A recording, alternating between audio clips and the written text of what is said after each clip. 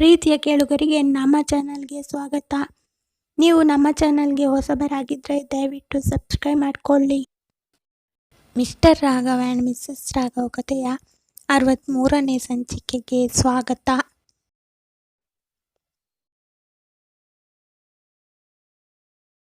ನೀವು ಹಿಂದಿನ ಸಂಚಿಕೆಯನ್ನು ನೋಡಿಲ್ಲ ಅಂದರೆ ದಯವಿಟ್ಟು ನೋಡ್ಕೊಂಡು ಬನ್ನಿ, ಇಲ್ಲ ಅಂದರೆ ಕತೆ ಅರ್ಥ ಆಗಲ್ಲ. ಬೆಳಗಿನ ಸೂರ್ಯ ಸ್ವಲ್ಪ ಮೇಲೆ ಏರಿತ್ತ. ಹಾಸ್ಪಿಟಲ್ನ ಕಾರಿಡಾರ್ನಲ್ಲಿ ನರ್ಸ್ಗಳ ಕಾಲು ಸಪ್ಪಳ, ಡಾಕ್ಟರ್ಗಳ ಫೈಲುಗಳ ಶಬ್ದ, ದೂರದ ಮಾನಿಟರ್ ಬೀಪ್. ದೇವಿ ಆಪರೇಷನ್ ಸಕ್ಸಸ್ ಆದ ಮೇಲೆ ಎಲ್ಲರ ಮುಖದಲ್ಲೂ ಸ್ವಲ್ಪ ಹಗುರ, ಆದರೆ ಮನಸ್ಸಿನಲ್ಲೊಂದು ಜಾಗ್ರತೆ. ಮೈಥಿಲಿ ಕಿಟಕಿಯ ಹತ್ತಿರ ನಿಂತು ಹೊರಗಿನ ಬೆಳಕು ನೋಡುತ್ತಿದ್ದಳು. ಇವತ್ತಿನ ಬೆಳಗು ಅವಳಿಗೆ ಹೊಸ ಆರಂಭ ಅನಿಸಿತು. ಅಷ್ಟರಲ್ಲಿ ಅರುಂಧತಿ ಅವರು ಕೈಯಲ್ಲಿ ಕಾಫಿ ಕಪ್ ಹಿಡಿದು ಮೈಥಿಲಿ ಹತ್ತ ಬಂದರು. ಮೈತು, ಸ್ವಲ್ಪ ಕುಡಿ ಕಣೆ. ನಿನ್ನ ಮುಖ ನೋಡಿದ್ರೆ ನಿನ್ನೆ ಎಷ್ಟು ತಾಳ್ಮೆ ಕಳೆದುಕೊಂಡಿದ್ದೆ ಗೊತ್ತಾಗುತ್ತಿತ್ತು.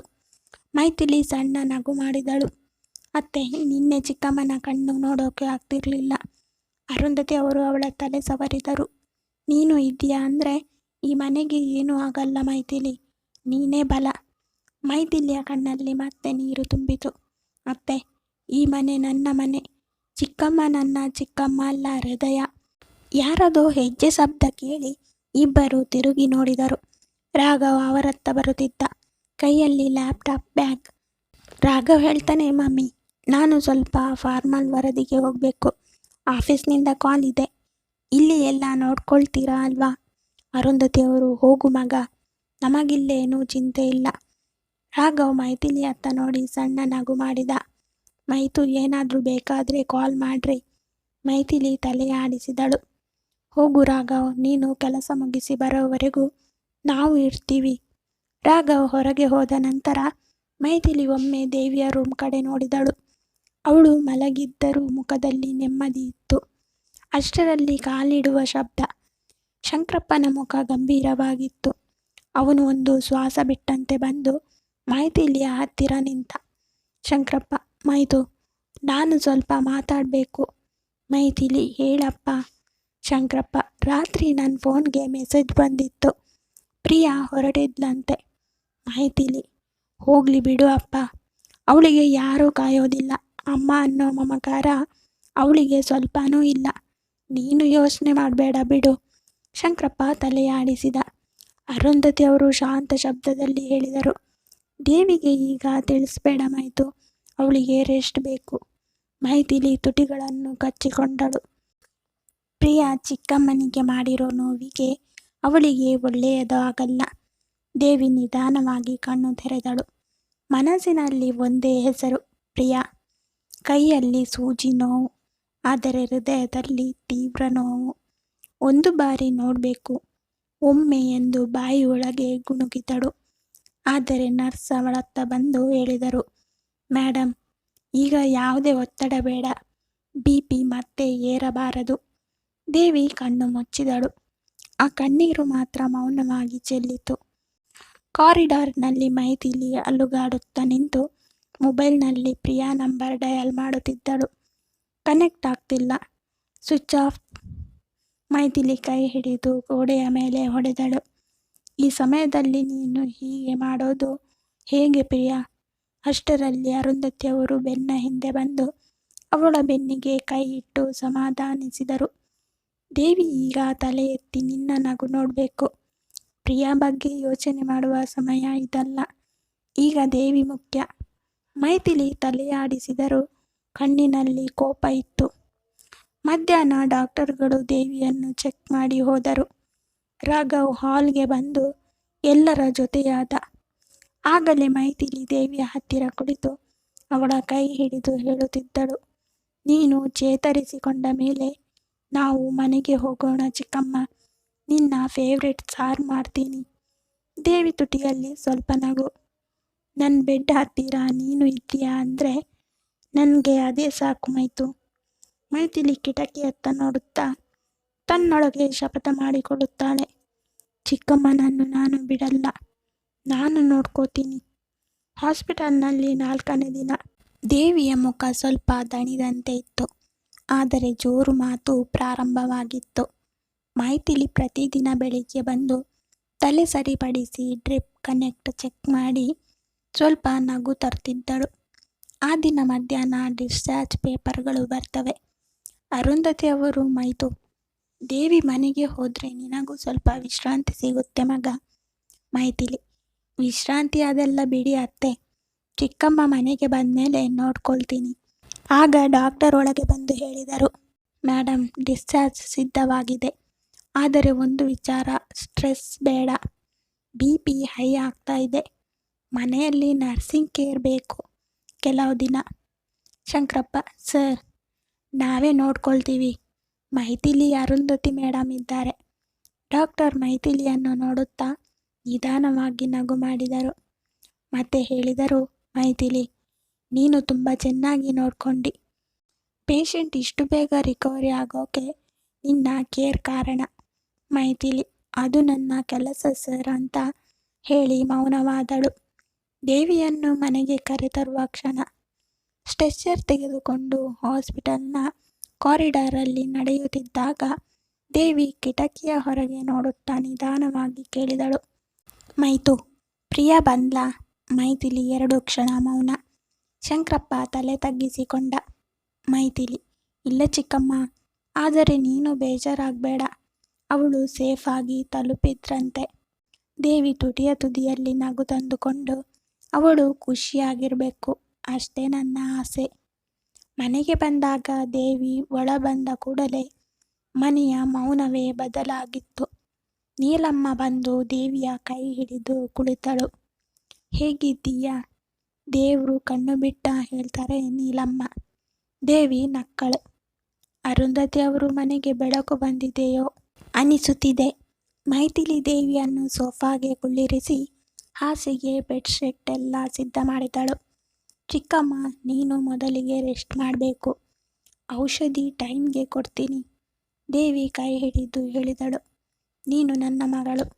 ಈ ಮನೆ ನಿನ್ನ ಕೈಯಲ್ಲಿ ನಿಂತಿದೆ ಮೈತು ಅಂತ ಹೇಳುವಾಗ ಅವಳ ಕಣ್ಣು ಜಿಗುಪ್ಸೆಯಿಂದ ಒದ್ದೆಯಾಗಿತ್ತು. ಮೈಥಿಲಿಗೆ ಆ ಮಾತು ಕೇಳಿದರಷ್ಟರಲ್ಲಿ ಕಣ್ಣೀರು ತುಂಬಿಕೊಂಡಿತು. ಸಾಯಂಕಾಲ ರಾಘವ್ ಮನೆಗೆ ಬರುತ್ತಾನೆ. ಹಾಲ್ನಲ್ಲಿ ಎಲ್ಲರೂ ಕುಳಿತಿದ್ದರು. ದೇವಿ ಮಲಗಿದ್ದಳು. ಇತ್ತ ಪ್ರಿಯಾ ಸ್ವಿಟ್ಜರ್ಲ್ಯಾಂಡ್ ವಿಮಾನ ನಿಲ್ದಾಣದ ಹೋಟೆಲ್ ವಿಂಡೋ ಬಳಿ ನಿಂತು ಕಿಟಕಿಯಿಂದ ಹಿಮಪರ್ವತ ನೋಡುತ್ತಿದ್ದಳು. ಕೈಯಲ್ಲಿ ಮೊಬೈಲ್ ಸ್ಕ್ರೀನ್ ನೋಡಿ ಒಂದು ಹೊಸ ಸಂದೇಶ. ಚಿಕ್ಕಮ್ಮ ಡಿಸ್ಚಾರ್ಜ್ ಆಯಿತು. ನೀನು ಒಂದ್ಸಾರಿ ಕಾಲ್ ಮಾಡೋಕ್ಕೆ ಆಗುತ್ತಾ? ಮೈಥಿಲಿ. ಪ್ರಿಯಾ ತುಂಬ ಹೊತ್ತು ಸ್ಕ್ರೀನ್ ನೋಡುತ್ತಲೇ ಇದ್ದಳು. ಮುಖ ಕಠಿಣವಾಗಿತ್ತು. ಹೃದಯದಲ್ಲಿ ಯಾವುದೋ ಚುಚ್ಚುವ ನೋವು. ಇಲ್ಲ, ಈಗ ಕಾಲ್ ಮಾಡಿದರೆ ನಾನು ದುರ್ಬಲ ಅಂದ್ಕೊಳ್ತಾರೆ. ಅವಳು ಫೋನ್ ಆಫ್ ಮಾಡಿಬಿಟ್ಟಳು. ಹೋಟೆಲ್ ಗ್ಲಾಸ್ನಲ್ಲಿ ಅವಳ ಪ್ರತಿಬಿಂಬ. ಸ್ವಲ್ಪ ಗರ್ವ, ಸ್ವಲ್ಪ ಭಯ ಮತ್ತು ಒಳಗೆ ಒಂದು ಅಳುಕು. ರಾಘವ್, ಇವತ್ತು ಚೆನ್ನಾಗಿದ್ದೀರಾ ಅತ್ತೆ? ದೇವಿ ನಗು ಮಾಡಿ, ತುಂಬ ಚೇತರಿಕೆ. ನಿನ್ನ ಕೈ ಜಾದು ಅಂತ ಹೇಳಬೇಕಾ? ರಾಘವ್ ನಗು ಮಾಡಿ, ಅದು ಜಾದು ಅಲ್ಲ, ಮೈಥಿಲಿಯ ಕಾಳಜಿ. ಮೈಥಿಲಿ ಒಂದು ಕ್ಷಣ ತಲೆ ತಿರುಗಿಸಿ ಹೋದಳು. ಶಂಕರಪ್ಪ ರಾಘವ್ ಕಡೆ ನೋಡಿ ಕೇಳಿದ, ಡಾಕ್ಟರ್ ಏನು ಹೇಳಿದ್ರು ಅಳಿಯಂದಿರೆ? ರಾಘವ್, ಒಂದು ವಿಚಾರ ಹೇಳಿದ್ರು. ಅವರಿಗೆ ಎಮೋಷ್ನಲ್ ಸ್ಟ್ರೆಸ್ ಆಗಬಾರ್ದಂತೆ. ಅವರ BP ಹೆಚ್ಚಾಗುವುದು ಹೆಚ್ಚು ಭಾವನಾತ್ಮಕ ನೋವಿನಿಂದ. ಮೈಥಿಲಿ, ಅದೆಲ್ಲ ನಾವು ನೋಡ್ಕೊಳ್ತೀವಿ. ನಾನು ಇದ್ದೀನಿ. ಶಂಕರಪ್ಪ ಹೇಳ್ತಾರೆ, ನೀನು ಇದ್ದೀಯಾ ಅಂದರೆ ನನಗೂ ಶಾಂತಿ. ರಾತ್ರಿ ದೇವಿ ಮಲಗಿ ವಿಶ್ರಾಂತಿ ಮಾಡ್ತಾ ಇದ್ದಳು. ಶಂಕರಪ್ಪ ಹಾಲ್ನಲ್ಲಿ ಇದ್ದರು. ಅರುಂಧತಿ ಮತ್ತು ಮೈಥಿಲಿ ಊಟ ತಯಾರಿಸುತ್ತಿದ್ದರು. ರಾಘವ್ ಸುಮ್ಮನೆ ಸಿಂಪಲ್ ಶಬ್ದದಲ್ಲಿ ಹೇಳಿದ, ಮೈತು, ನೀನು ತುಂಬ ಶಕ್ತಿಯುತ ಹುಡುಗಿ. ಈ ಮನೆ ನಿನ್ನಿಂದಲೇ ನಿಂತಿದೆ. ಮೈಥಿಲಿ ಪ್ಲೇಟ್ ಹಿಡಿದ ಕೈ ನಿಂತಿತು. ಮೈಥಿಲಿ ನಾಜೂಕಾದ ಧ್ವನಿಯಲ್ಲಿ, ನನಗೆ ಈ ಮನೆ, ಈ ಜನ, ನನ್ನ ಬದುಕು ರಾಘವ್. ಅವರು ಇಬ್ಬರು ಮೌನವಾಗಿ ನೋಡುವಷ್ಟರಲ್ಲಿ ಅರುಂಧತಿ ಅವರು ನಿಧಾನವಾಗಿ ನಗು ಮಾಡಿ, ನಮಗೆ ನಿನ್ನಂತಹ ಹುಡುಗಿ ಸಿಕ್ಕಿದ್ದು ದೇವರ ಕೃಪೆ ಮೈತು. ಮೈಥಿಲಿ ಮುಗುಳ್ನಕ್ಕಳು. ಆ ನಗು ಬಹಳ ದಿನಗಳ ನಂತರ ಮನೆಗೆ ಶಾಂತಿ ತಂದ ನಗು. ಮರುದಿನ ಮೈಥಿಲಿ ಅಲಾರಾಮ್ಗಿಂತ ಮುಂಚೆಯೇ ಎದ್ದಳು. ಕಿಟಕಿಯಿಂದ ಒಳಬರುವ ಬೆಳಗಿನ ಗಾಳಿ ತಿನ್ನುವಷ್ಟು ಚಳಿಯಾಗಿತ್ತು. ಮೊದಲು ದೇವಿಯ ರೂಮಿಗೆ ಹೋದಳು. ಮೈಥಿಲಿ ನಿಧಾನವಾಗಿ, ಚಿಕ್ಕಮ್ಮ, ನಿದ್ದೆ ಚೆನ್ನಾಗಿತ್ತಾ? ದೇವಿ ಕಣ್ಣು ತೆರೆದು ನಗು ಮಾಡಿದಳು. ನಿನ್ನ ಕೈ ಹತ್ತಿರ ಇರೋದು ನನಗೆ ಔಷಧಿಯಂತೆ. ಮೈಥಿಲಿ ದೇವಿಯನ್ನು ಕುಳ್ಳಿರಿಸಿ ತಲೆಗೆ ತಕ್ಕಷ್ಟು ಬೆಡ್ ಅರೇಂಜ್ ಮಾಡಿದಳು. BP ಚೆಕ್ ಮಾಡಿದಳು ನಿಧಾನವಾಗಿ, ಜಾಗ್ರತೆಯಿಂದ. ದೇವಿಯ ಕೈ ಹಿಡಿದು ಬೆಚ್ಚಗೆ ಒತ್ತಿದಳು. BP ನಾರ್ಮಲ್ ಇದೆ ಚಿಕ್ಕಮ್ಮ. ಬ್ರೇಕ್ಫಾಸ್ಟ್ ಸಿಂಪಲ್ ಇಡ್ತೀನಿ. ದೇವಿ ಆಯ್ತು ಹೇಳ್ತಾಳೆ. ನಿನ್ನ ಮಾತು ಕೇಳ್ತೀನಿ. ಮೈಥಿಲಿ ನಕ್ಕು ಹೋದಳು. ಅರುಂಧತಿ ಅವರು ಹಾಲು ಬಿಸಿ ಮಾಡ್ತಾ ಇದ್ದರು. ಮೈಥಿಲಿ ರೊಟ್ಟಿ, ಉಪ್ಮಾ ಎರಡನ್ನೂ ಏಕಕಾಲದಲ್ಲಿ ಮಾಡಿ ದೇವಿಗೆ ಬೇರೆ ಡಯಟ್ ಬಾಕ್ಸ್ ರೆಡಿ ಮಾಡಿದಳು. ಕಾಫಿ ತಯಾರು ಮಾಡಿ ಶಂಕರಪ್ಪನಿಗೆ ಕೊಟ್ಟಳು. ಅವರು ಕಪ್ ಹಿಡಿದು ಮೈಥಿಲಿಯನ್ನು ನೋಡುತ್ತಾ, ಈ ಮನೆಯ ಚಕ್ರ ನಿಜವಾಗಿಯೂ ನಿನ್ನಿಂದಲೇ ತಿರುಗುತ್ತಿದೆ. ಮೈಥಿಲಿ ಲಜ್ಜೆಯಿಂದ ನಗುತ್ತಾಳೆ. ಆದರೆ ಒಳಗೆ ಜವಾಬ್ದಾರಿಯ ತೂಕ ಹೆಚ್ಚಾಗುತ್ತದೆ. ಮೈಥಿಲಿ ದೇವಿಗೆ ಬ್ರೇಕ್ಫಾಸ್ಟ್ ತಿನ್ನಿಸಿ ಟ್ಯಾಬ್ಲೆಟ್ಗಳನ್ನು ಚೆಕ್ ಮಾಡಿ ಟ್ಯಾಬ್ಲೆಟ್ ಕೊಡ್ತಾಳೆ. ನರ್ಸ್ ಟಿಪ್ಪಣಿಯನ್ನು ಬರೆಯುತ್ತಾಳೆ. BP, ಇವತ್ತಿನ ಎನರ್ಜಿ ಲೆವೆಲ್, ಪೈನ್ ಸ್ಕೇಲ್. ದೇವಿ ಹೇಳ್ತಾಳೆ, ಮೈತು, ಹಾಸ್ಪಿಟಲ್ ನರ್ಸ್ನವರಿಗಿಂತ ಬೆಸ್ಟ್ ನರ್ಸ್ ನೀನು ಹೇಳಿ ನಗ್ತಾಳೆ. ಮೈಥಿಲಿ ತಮಾಷೆಯಿಂದ, ಹಾಗಾದರೆ ನನಗೆ ಜಾಸ್ತಿ ಫೀಸ್ ಕೊಡಬೇಕು ಚಿಕ್ಕಮ್ಮ. ಇಬ್ಬರು ನಕ್ಕರು. ಬೆಳಿಗ್ಗೆ 9 ಗಂಟೆಗೆ ಆಫೀಸ್ ಮೋಡ್ ಶುರು. ಮೈಥಿಲಿ ಟೇಬಲ್ ಮುಂದೆ ಕುಳಿತು ಲ್ಯಾಪ್ಟಾಪ್ ತೆರೆದಳು. LIC ಟೀಮ್ ಗ್ರೂಪ್ನ ಆಲ್ರೆಡಿ 12 ಅನ್ರೀಡ್ ಮೇಲ್ಸ್. ರಾಘವ್ ಬಂದು ಹೇಳ್ತಾನೆ, ನಿನ್ನ ಮೀಟಿಂಗ್ ಇದೆ ಅಲ್ವಾ? ಮೈಥಿಲಿ, ಹೌದು. 10ಕ್ಕೆ ಆಡಿಟ್ ರಿಪೋರ್ಟ್ ರಿವ್ಯೂ, 11ಕ್ಕೆ ಅರವಿಂದ್ ಗ್ರೂಪ್ ಜೊತೆ ಕಾಲ್. ರಾಘವ್, ಮೈತು, ನೀನು ಟಯರ್ಡ್ ಅನ್ನಿಸ್ತಾ ಇದ್ದರೂ ನಿಲ್ಲೋದೇ ಇಲ್ಲ. ಮೈಥಿಲಿ ನಗ್ತಾ, ನಿಲ್ಲೋಕೆ ಟೈಮ್ ಯಾರು ಕೊಡ್ತಾರೆ ರಾಘವ್? ಈ ಮನೆ, ಚಿಕ್ಕಮ್ಮ, ಆಫೀಸ್ ಎಲ್ಲ ನನ್ನ ಶೋಲ್ಡರ್ ಮೇಲಿದೆ. ನಿಂಗೆ ನಾನು ಇದ್ದೀನಿ, ಹೇಳು. ಮೈಥಿಲಿ ನೇರವಾಗಿ ನೋಡಲಾರದೆ ಫೈಲ್ಗಳ ಕಡೆ ತಿರುಗಿಕೊಂಡಳು. ಮೈಥಿಲಿ ಹೆಡ್ಫೋನ್ ಹಾಕಿ ಆನ್ಲೈನ್ಗೆ ಲಾಗಿನ್ ಆದಳು. ಮೈಥಿಲಿ ದೇವಿಗೆ ಹೇಳ್ತಾಳೆ, ಚಿಕ್ಕಮ್ಮ, ನೀನು ಮಲಗು, ನಾನು ಬೇಗ ಮುಗಿಸ್ತೀನಿ. ಆಡಿಟ್ ಹೆಡ್ ಕಾಲ್ನಲ್ಲಿ, ಮೈಥಿಲಿ, ಪ್ರೀವಿಯಸ್ ಕ್ವಾರ್ಟರ್ ಮಿಸ್ಮ್ಯಾನೇಜ್ಮೆಂಟ್ ನನಗೆ ಶಾಕಿಂಗ್ ಆಗಿದೆ. ಮೈಥಿಲಿ, ಸರ್, ಅದು ಓಲ್ಡ್ ಮ್ಯಾನೇಜ್ಮೆಂಟ್ ಇರೋರು. ನಾವು ಈಗ ಹೊಸ ಕಂಪ್ಲಾಯನ್ಸ್ ಸ್ಟ್ರಕ್ಚರ್ ಹಾಕಿದ್ದೇವೆ. ಅರುಂಧತಿ ಮೇಡಮ್ ಅಪ್ರೂವ್ ಮಾಡಿದ್ದಾರೆ. ನನಗೆ 2 ವಾರ ಕೊಡಿ, ಎಲ್ಲ ದಾಖಲೆಗಳನ್ನು ಕ್ಲೀನ್ ಮಾಡ್ತೀನಿ. ಮೀಟಿಂಗ್ ಮುಗಿದ ತಕ್ಷಣ ಅವಳು ನೇರವಾಗಿ ದೇವಿಯತ್ತ ಓಡುತ್ತಾಳೆ. ಏನಾಯಿತು ಚಿಕ್ಕಮ್ಮ, ನೀನೇಕೆ ಎದ್ದಿದ್ದೀಯಾ? ದೇವಿ ಸಣ್ಣ ಧ್ವನಿಯಲ್ಲಿ, ಹಾಗೆ ಸುಮ್ಮನೆ. ಮೈಥಿಲಿ ತಕ್ಷಣ BP ಮೆಷಿನ್ ಹಿಡಿದು ಚೆಕ್ ಮಾಡಿ, ಪಿಲ್ಲೋ ಅಡ್ಜಸ್ಟ್ ಮಾಡಿ, ನೀರು ಕೊಟ್ಟು ಹಣೆ ಒತ್ತಿ ನೋಡ್ತಾಳೆ. ಮೈಥಿಲಿ, ಚಿಕ್ಕಮ್ಮ, ನೀನು ಹೇಳಬೇಕಲ್ಲ, ನಾನು ಬರ್ತಿದ್ದೆ. ದೇವಿ, ನೀನು ಕೆಲಸ ಮಾಡ್ತಿದ್ದೆ, ಅದಕ್ಕೆ ಕರೀಲಿಲ್ಲ. ಯಾವಾಗಲೂ ನಿಂಗೆ ತೊಂದರೆನೇ ಕೊಡ್ತಿದ್ದೆ. ನೀನು ನನಗೋಸ್ಕರ ಇಷ್ಟೆಲ್ಲ ಮಾಡಿದ್ದೀಯ. ಇನ್ನು ನಿಂಗೆ ಕಾಟ ಕೊಟ್ಟರೆ ಎಂಥ ಪರಿಸ್ಥಿತಿ ಬರಬಹುದು ನನಗೆ? ನಿನ್ನಂಥ ಒಳ್ಳೆ ಹುಡುಗಿಗೆ ಕಷ್ಟ ಕೊಟ್ಟಿದ್ದಕ್ಕೆ ನಾನು ಈ ಪರಿಸ್ಥಿತಿಯಲ್ಲಿ ಇರೋದು. ಮೈಥಿಲಿ ದೇವಿಯ ಕೈ ಹಿಡಿದು, ಹಾಗೆಲ್ಲ ಅನ್ಕೋಬೇಡ ಚಿಕ್ಕಮ್ಮ. ಮಧ್ಯಾಹ್ನ 2:30 ಗಂಟೆಗೆ ರಾಘವ್ ರೂಮ್ನಿಂದ ಹೊರಗೆ ಬಂದು ಕೇಳ್ತಾನೆ, ಮೈತು, ಲಂಚ್ ಮಾಡಿದ್ದೀಯಾ? ಮೈಥಿಲಿ, ಇಲ್ಲ, ಮೊದಲು ಚಿಕ್ಕಮ್ಮನಿಗೆ ಕೊಡ್ತೀನಿ. ಅವಳು ದೇವಿಗೆ ಊಟ ತಿನ್ನಿಸಿ ದೇವಿ ಮಲಗಿದ ಮೇಲೆ ತನ್ನ ಊಟ ಕೈಗೆ ತೆಗೆದುಕೊಳ್ತಾಳೆ. ಆಗಲೇ ಫೈನಾನ್ಸ್ ಟೀಮ್ ಕಾಲ್ ಬರುತ್ತೆ. ಫೈನಾನ್ಸ್ ಹೆಡ್, ಮೇಡಮ್, ನಿಮ್ಮ ಸಿಗ್ನೇಚರ್ ಬೇಕು. ಮೈಥಿಲಿ, ಸೆಂಡ್ ಮಾಡಿ ಡಾಕ್ಯುಮೆಂಟ್ಸ್. ಈವ್ನಿಂಗ್ 6 ಗಂಟೆಗೆ ಸಿಗ್ನೇಚರ್ ಮಾಡಿ ಸೆಂಡ್ ಮಾಡ್ತೀನಿ. ರಾಘವ್, ಮೈತು, ನೀನು ಸ್ವಲ್ಪ ರೆಸ್ಟ್ ಮಾಡು. ಮೈಥಿಲಿ, ರಾಘವ್, ನಾನು ರೆಸ್ಟ್ ಮಾಡೋ ಪರಿಸ್ಥಿತಿಯಲ್ಲಿ ಇಲ್ಲ. ರಾಘವ್ ಅವಳನ್ನು ನೋಡಿ ಮನಸ್ಸಿನಲ್ಲಿ ಯೋಚಿಸ್ತಾನೆ, ಇವಳು ಮೊದಲಿನಿಂದಲೂ ಇದುವರೆಗೂ ಕಷ್ಟದಲ್ಲೇ ಇದ್ದಾಳೆ. ಇವಳಿಗೆ ಯಾವ ಕಷ್ಟನೂ ಇರದ ಹಾಗೆ ನಾನು ನೋಡ್ಕೋಬೇಕು. ಆ ಮಾತು ಹೇಳಲು ತುಟಿಗಳು ಅಲ್ಲಾಡುತ್ತವೆ, ಆದರೆ ಶಬ್ದ ಬರಲಿಲ್ಲ. ಸಂಜೆ 5:30 ಗಂಟೆಗೆ ಮೈಥಿಲಿ ದೇವಿಗೆ ಔಷಧಿ ನೀಡಿ ಮತ್ತೆ ಲ್ಯಾಪ್ಟಾಪ್ ಮುಂದೆ ಕುಳಿತು LIC ಮಂತ್ಲಿ ರಿವ್ಯೂ ಬರೆದುಕೊಂಡಳು. ಅರುಂಧತಿ ಅವರು ಬಂದು ಅವಳ ಹೆಗಲ ಮೇಲೆ ಕೈ ಇಟ್ಟರು. ಮೈತು, ನೀನು ನಿನ್ನ ಕೂಡ ನೋಡ್ಕೊ ಮಗ. ಮೈಥಿಲಿ ನಕ್ಕಳು. ಆ ನಗುವಿನಲ್ಲಿ ದಣಿವು, ಜವಾಬ್ದಾರಿ, ಪ್ರೀತಿ ಎಲ್ಲ ಇದೆ. ರಾತ್ರಿ 9 ಗಂಟೆಗೆ ದೇವಿ ನಿದ್ದೆಗೆ ಜಾರಿದ ಮೇಲೆ ಮೈಥಿಲಿ ಅವಳ ಬದಿಯಲ್ಲಿ ಕುಳಿತು ಅವಳ ಕೈ ಹಿಡಿದುಕೊಂಡೇ ಸ್ವಲ್ಪ ಹೊತ್ತು ಕೂತ್ಕೊಳ್ತಾಳೆ. ಮೈಥಿಲಿ ಮನಸ್ಸಿನಲ್ಲಿ, ಚಿಕ್ಕಮ್ಮ, ನೀನು ಚೆನ್ನಾಗಿ ಆಗೋವರೆಗೂ ನನಗೆ ರೆಸ್ಟ್ ಏನೂ ಬೇಡ.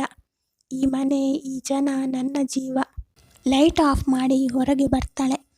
ರಾಘವ್ ಹಾಲ್ನಲ್ಲಿ ಕೂತು ಮೇಲ್ಸ್ ಚೆಕ್ ಮಾಡ್ತಿದ್ದಾನೆ. ಅವನು ಮೈಥಿಲಿ ಅತ್ತ ನೋಡ್ತಾನೆ. ಕಣ್ಣಿನಲ್ಲಿ ಒಂದು ಹೇಳದ ಭಾವನೆ. ರಾಘವ್ ಮೈಥಿಲಿನ ಕರೀತಾನೆ. ಮೈಥಿಲಿ. ಅವಳು ತಿರುಗಿ, ಏನು ರಾಘವ್, ಸ್ವಲ್ಪ ನಿಲ್ಲು. ಸಣ್ಣ ನಗು ಮಾಡಿ ಹೇಳ್ತಾನೆ, ನನ್ನ ಮರ್ತಿದ್ದೀಯಾ? ಛೇ, ನನ್ನ ಉಸಿರು ನೀನು. ನಿನ್ನ ಮರಿತೀನಾ? ಯಾಕೆ ಹಾಗೆ ಹೇಳ್ತೀಯ? ಸ್ವಲ್ಪ ಬ್ಯುಸಿ ಇದ್ದೀನಿ, ಹಾಗಂತ ನಾನು ನಿನ್ನ ಮರ್ತಿದ್ದೀನಿ ಅನ್ಕೋಬೇಡ. ಇವರ ಮಾತನ್ನು ಶಂಕರಪ್ಪ ಕೇಳಿಸಿಕೊಳ್ತಾನೆ. ನಮ್ಮಿಂದ ಇವರಿಬ್ಬರ ಸಂಸಾರ ಹಾಳಾಗಬಾರ್ದು.